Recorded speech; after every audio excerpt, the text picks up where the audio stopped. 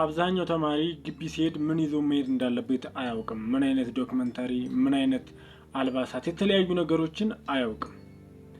ዛሬ እነዚህን ነገሮችን ቀለል አድርጌ እነግራችኋለሁ ማለት ነው። እርግጠኛ ነኝ እነዚህ አሁን የምነግራችሁን ነገሮች ከያዛችሁ ሌላ ምንም ነገር አያስፈልግም።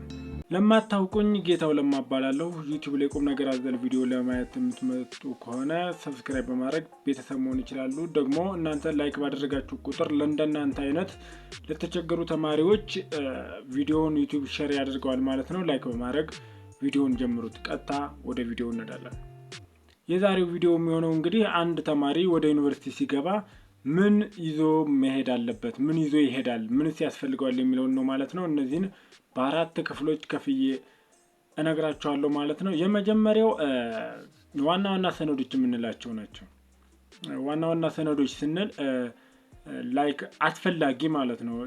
ሌላውን ብር ቢኖራችሁ እዛ ሄዳችሁ የምታስተካክሉት ነገር ሊሆን ይችላል፣ ግን ይሄኛው አስፈላጊ ነው ማለት ነው። ዋና ዋና ሰነዶች ስንል እንግዲህ እዛ ለመመዝገብ እናንተ ተማሪ መሆናችሁን ማረጋገጫ ማለት ነው። ስለዚህ እዚህ ጋር ልብ ብላችሁ ያዙ። የ12ኛ ክፍል ሰርተፍኬት ሃርድ ኮፒው እና ኦሪጂናል ማለት ነው። የ8ኛ ክፍል ካርድ ኦሪጂናል እና ኮፒ፣ ከ9 እስከ 12 የተማራችሁበት ትራንስክሪፕት የዛ ኦሪጂናል እና ኮፒ እና ሌላ ደግሞ መታወቂያዎች ናቸው። ይሄ ዲጂታል የቀበሌም የተለያዩ መታወቂያዎችን መያዛችሁን እንዳትረሱ። እነዚህ ዋና ዋና ናቸው ማለት ነው። ሌላው ደግሞ እዚህ ጋር ጉርድ ፎቶ እስከ 8 ባለው ብትይዙ ጥሩ ነው። ምክንያቱም ኢቭን ለሬጂስተር 2 ያስፈልጋል፣ ለሜል ለመታወቂያ 4 ያስፈልገ ማለት ነው። እንደዳችሁ 4 ያስፈልጋል።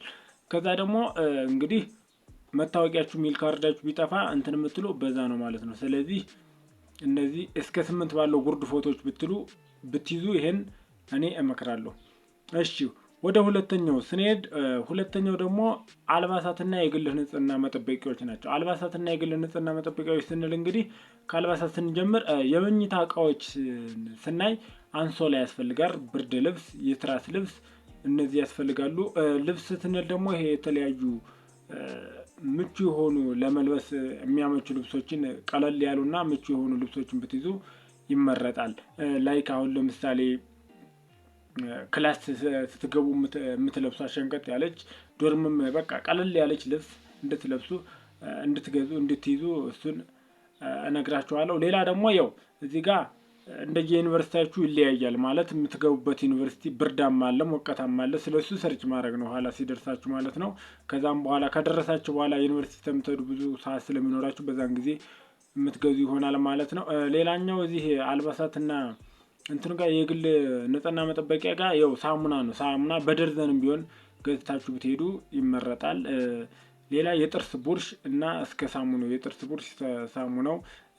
ሌላው ደግሞ ያው ስሊፐር ያስፈልጋል፣ ፎጣ እነሱን አድርጋችሁ ብትይዙ ይመረጣል ማለት ነው። ሶስተኛው አካዳሚካሊ ስታፍ የምንላቸው ናቸው። እነዚህ የትምህርት እቃዎች አሁን እነሱ ኤክስትሪም ቡክ ነው የመጀመሪያው። ያው እንግዲህ የሃይስኩል ኑሯችሁን እዚህ ፍሬሽ ላይ አንለቅም ማለት ነው። ስለዚህ ኤክስትሪም ቡክ ያስፈልገናል። የኤክስትሪም ቡክ ስንል ለምሳሌ ፊዚክስ፣ ማትስ፣ ባዮሎጂ፣ ኬሚስትሪ እነዚህ ያስፈልጉናል ማለት ነው።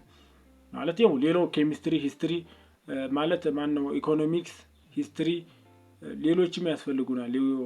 ናቹራልም ሶሻልም ሁሉንም ስለሚማር ሶሻሎች የናቹራል ላይ ማር ይችላል እንጂ ናቹራሎች የሶሻል ስለምትማሩ ይሄን መያዛችሁን እርግጠኛ ሆኖ። ሌላኛው ደብተር ነው። ደብተር እና አጀንዳ ብትይዙ የተመረጠ ይሆናል። ማለት አጀንዳ መያዛችሁ ጥሩ ነው። አጀንዳ ማለት ጠቅላላ አድርጋችሁ ሁሉንም ሳብጀክት የምትጠፉበት ማለት ነው። ሌላ ስክሪፕቶች ናቸው። ሌላኛው እዚህ ጋር በስሬስሊ የምነግራችሁ ስልክና ፒሲ ነው። ስልክና ፒሲ የምንለው እንግዲህ ፒሲ ካላችሁ ከቻላችሁ ብትይዙ የተመረጠ ይሆናል።